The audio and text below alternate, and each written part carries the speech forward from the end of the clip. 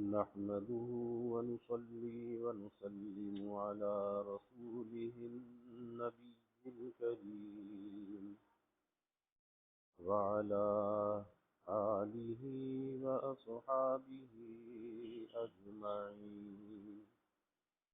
اللهم صل على سيدنا ومولانا محمد وعلى آل سيدنا ومولانا محمد وبارك وسلم صلاة وسلاما كثيرا كثيرا. توفیق الہی اپنے مرشد پاک کی برکت سے حکیم الامت مجدد الملت حضرت تھانوی رحمۃ اللہ علیہ کے مواعظ کا سلسلہ چل رہا ہے.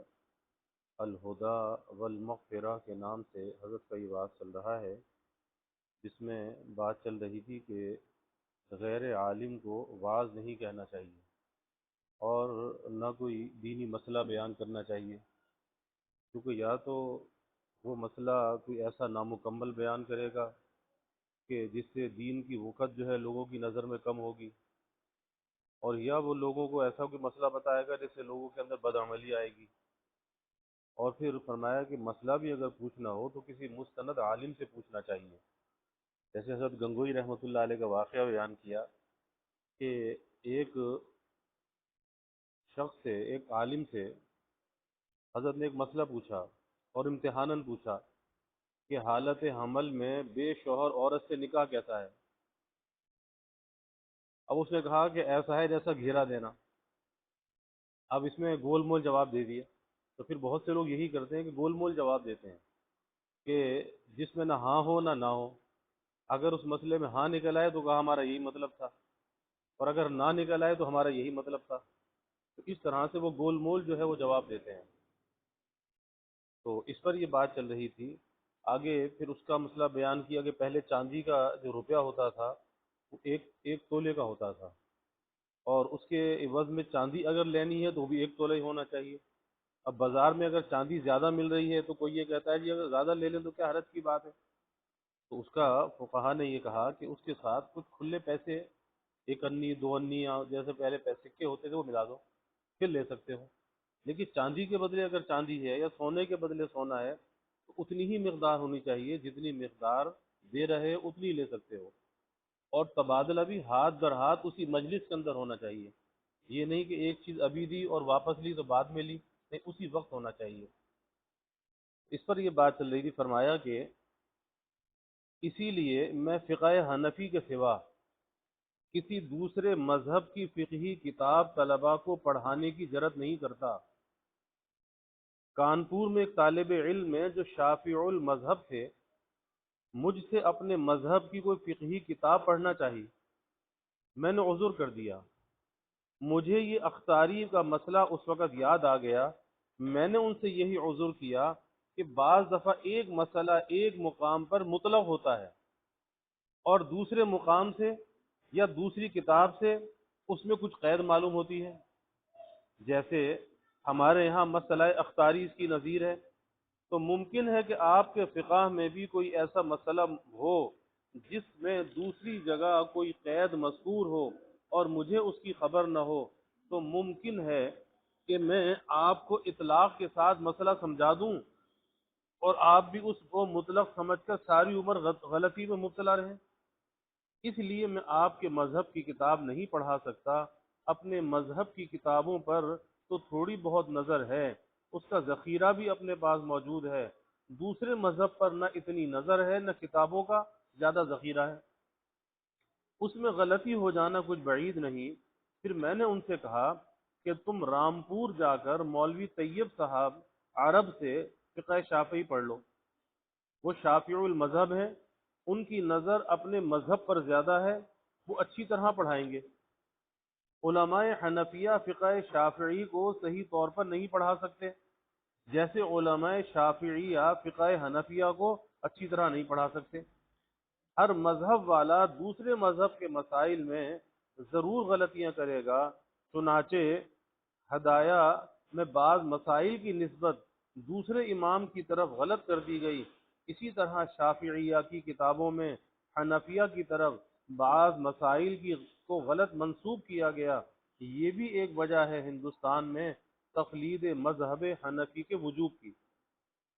یہاں رہ کر کسی دوسرے مذہب پر صحیح عمل نہیں ہو سکتا، کیونکہ ہندوستان کے علماء اکثر حنفی ہیں اور یہاں کتابیں بھی فقہ حنفی کی زیادہ ملتی ہیں۔ اساتذہ بھی اسی فقہ کے میسر ہو سکتے ہیں۔ دوسرے فقہ کی نہ زیادہ کتابیں یہاں موجود ہیں، نہ ان کے پڑھانے والے میسر آ سکتے ہیں، تو پھر عمل کی کیا صورت ہو؟ ہمارے ایک مہربان مکہ مکرمہ جا کر شافعی بن گئے، شافعی بن کر آئے ہیں۔ یہ تو کوئی ملامت و طعن کی بات نہیں تھی۔ اگر تحقیق کے ساتھ دوسرے مذہب کو اختیار کیا جائے تو کچھ مذائقہ نہیں۔ مذاہب اربع سب حق ہیں، چاروں مذہب حق ہیں۔ ہاں، تلعب بالمذاہب البتہ حرام ہے کہ اس کو کھیل بنا لیا جائے کہ آج حنفی ہو گئے، کل شافعی ہو گئے، پھر مالکی ہو گئے، پھر حنبلی ہو گئے، یعنی کبھی کچھ، اس کی اجازت نہیں۔ لیکن یہ ذرا میرے پاس آئیں تو میں ان سے پوچھوں گا کہ ہندوستان میں وہ شافعی بن کر کیوں کر رہ سکتے ہیں؟ یہاں رہ کر امام شافعی کے مذہب پر تمام مسائل میں وہ صحیح عمل کیوں کر کریں گے؟ اس کی دو ہی صورتیں ہیں، یا تو وہ خود عالم ہوتے اور فقہ شافعی کو کسی فقیہ شافعی سے حاصل کیا ہوتا، سو ان میں یہ وصف موجود نہیں، یا ہندوستان کے علماء سے پوچھ کر عمل کریں گے۔ سو میں بتلا چکا کہ ہندی علماء مذہب شافعی کے مسائل کو صحیح طور پر نہیں بتلا سکتے۔ اب یہاں امام شافعی کے فقہ پر عمل کیوں کر ہوگا؟ بس اب تیسری صورت یہ ہے کہ وہ مکہ مکرمہ ہی جا کر رہیں اور جہاں سے وہ شافعی بن کر آئے ہیں وہیں رہ کر اس پر عمل کریں۔ وہاں اس مذہب کے مشائخ و علماء و اساتذہ بہت موجود ہیں، جب وہ ملیں گے تب یہ بات ان سے کہوں گا۔ ابھی تو انہوں نے دوسرے گزشتہ واقعات سے معافی چاہی ہے اور میں نے لکھ دیا ہے کہ سب معاف ہے۔ کفرست در طریقت ما کی نہ داشتن، آئین ما سی نہ چو آئینہ داشتن۔ الحمدللہ میرے دل میں کسی کی طرف سے کینہ کبھی نہیں ہوتا، الحمدللہ میرے دل میں کسی کی طرف سے کینہ کبھی نہیں ہوتا۔ ہاں، دوستانہ شکایت کبھی پیدا ہو جاتی ہے، اس کو کہتے ہیں نا شکوہ دوستاں، تو دوستانہ شکایت کبھی پیدا ہو جاتی ہے اور وہ بھی قائم نہیں رہتی، جلدی زائل ہو جاتی ہے، کیونکہ اگر وہ شکایت بھی دیر تک اندر رہے پھر کینہ کی صورت بن جاتی ہے، بغض کی صورت بن جاتی ہے، تو وہ بھی جلدی زائل ہو جاتی ہے۔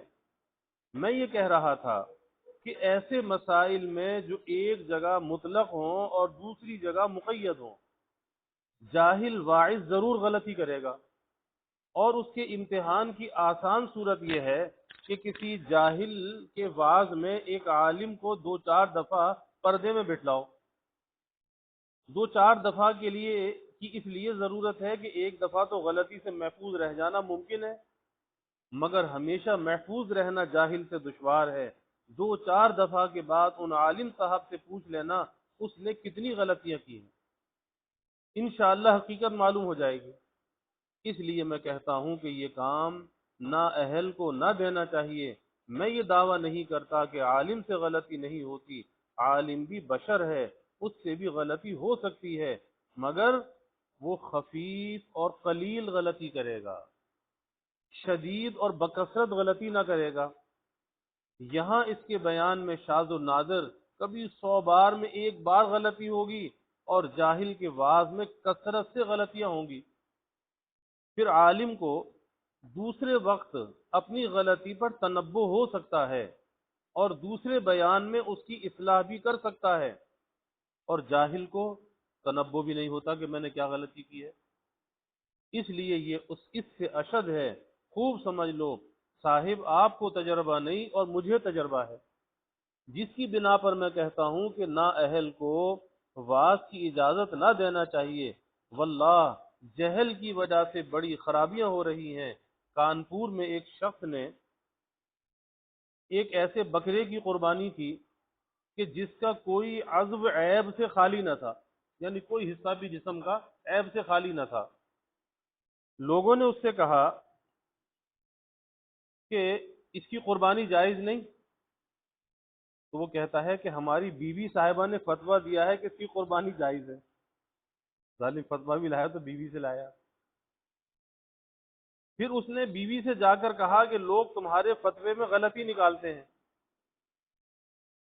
اس نے شرح وقایہ کا اردو ترجمہ پڑھا تھا، اس میں مسئلے کا موقع نکال کر باہر بھیج دیا کہ دیکھو اس میں لکھا ہے کہ تہائی عضو سے کم کٹا ہو تو قربانی جائز ہے، اور اس بکرے کا کوئی عضو تہائی سے زیادہ کٹا نہیں کٹا، بلکہ کم ہی ہے، تہائی سے کم ہے، کہ مجموعہ مل کر بہت زیادہ تھا، کچھ ٹھکانہ ہے اس نامعقول حرکت کا، یا سارے کو مجموعہ لگایا جائے وہ تو بہت زیادہ تھا، کہ ایک عورت بھی شرح وقایہ کا ترجمہ پڑھ کر مفتی بن گئی۔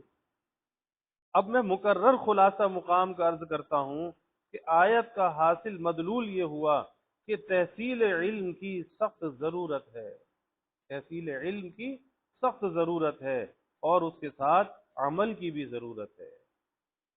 اس کے بعد حق تعالی فرماتے ہیں فما اصبرهم علی النار، یہ سخت وعید ہے جس میں حق تعالی صیغہ تعجب سے فرماتے ہیں کہ یہ لوگ جو ہدایت و مغفرت کو اور بعنوان دیگر علم و عمل کو چھوڑ کر ضلالت و معصیت میں مبتلا ہیں، جہنم میں جانے کے لیے کیسے دلیر اور کیسے بے باک ہیں۔ یعنی ان کا حوصلہ کتنا ہے کہ یہ جہالت کو اختیار کر رہے ہیں، معصیت کو اختیار کر رہے ہیں، کس لیے؟ جہنم میں جانے کے لیے، ان کا اتنا بڑا حوصلہ ہے۔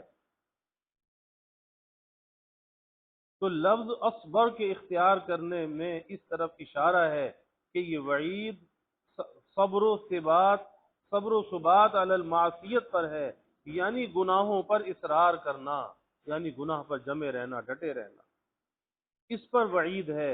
ورنہ ایک بار گناہ کر کے پھر نادم ہو کر اس پر ثبات نہ کرنا اس وعید کا محل نہیں، بلکہ توبہ کر لینے سے آئندہ و ماضی دونوں کی مغفرت ہو جاتی ہے۔ سبحان اللہ، حق تعالی کے کلام میں کیسی بلاغت اور کتنی رعایت ہے کہ لفظ لفظ سے علم عظیم پیدا ہوتا ہے، ایک ایک لفظ سے علم عظیم پیدا ہوتا ہے۔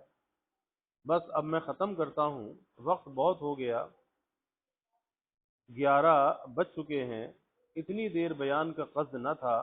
میں نے اس وقت علم و عمل کی ضرورت پر بقدر ضرورت کافی تقریر کر دی، اور چندہ خاص کی کوئی ترغیب نہیں دی، ہاں چندے کے اصول بیان کر دیے، اور علماء کو چندہ خاص کی ترغیب سے منع کیا، البتہ کام کرنے کی صورت بتلا دی کہ جو کام کریں اس کی ضرورت کو مسلمانوں پر ظاہر کر دیں، اگر وہ ضرورت کو تسلیم کر لیں تو ان سے کہا جائے کہ اس کا انتظام کریں، پھر چندہ وغیرہ وہ لوگ خود کریں گے، علماء کو اس کی ضرورت نہیں، اور ضرورت نہ سمجھیں تو کام کو بند کر دیں۔ اب محتمم صاحب مدرسہ کچھ رپورٹ مدرسے کی طرف سے سنائیں گے، اس کو سننا چاہیے، منتشر نہ ہونا چاہیے۔ اکثر عادت ہے کہ لوگ وعظ کے بعد منتشر ہو جاتے ہیں، یہ اچھا طریقہ نہیں۔ جس جلسے میں آپ مدعو ہیں اس کی کارروائی پوری ہونے کے بعد جانا چاہیے، لہذا سب صاحب مدرسے کی رپورٹ سنیں، اور اگر مدرسے کے قائم رہنے کی ضرورت سمجھ میں آ جائے تو اس میں کوشش سے امداد کریں، اور اگر اس کو فضول سمجھیں تو یہی ظاہر کر دیں تاکہ اس کے موافق عمل کیا جائے۔ واقع دعوانا الحمد للہ رب العالمین والعاقبۃ للمتقین والصلاة والسلام علی اشرف الانبیاء والمرسلین، اللہم صل علی سیدنا و مولانا محمد وعلی آل سیدنا و مولانا محمد وبارک وسلم۔ ربنا آتنا في الدنيا حسنة وفي الآخرة حسنة وقنا عذاب النار، ربنا أتمم لنا نورنا واغفر لنا إنك على كل شيء قدير، اللهم أعنا على ذكرك وشكرك وحسن عبادتك، اللهم وفقنا لما تحب وترضى من القول والعمل والفعل والنية والهدى إنك على كل شيء قدير۔ اللهم إنا نسألك الهدى والتقى والعفاف والغنى. اللهم إنا نسألك الصحة والعفة والأمانة وحسن الخلق والرضا بالقدر. اللهم أحسن عاقبتنا في الأمور كلها وأجرنا من خزي الدنيا وعذاب الآخرة. اللهم أرنا الحق حقا وارزقنا اتباعه وأرنا الباطل باطلا وارزقنا اجتنابه. اللهم إنا نسألك العفو والعافية والمعافاة الدائمة في الدين والدنيا والآخرة والفوز بالجنة والنجاة من النار. اللهم إنا نسألك من خير ما سألك منه نبيك سيدنا محمد صلى الله عليه وسلم، ونعوذ بك من شر ما استعاذك منه نبيك سيدنا محمد صلى الله عليه وسلم، وأنت المستعان وعليك البلاغ، ولا حول ولا قوة إلا بالله. وجزى الله عنا محمدا صلى الله عليه وسلم ما هو آله، وصلى الله تعالى وسلم على النبي الكريم. آمين.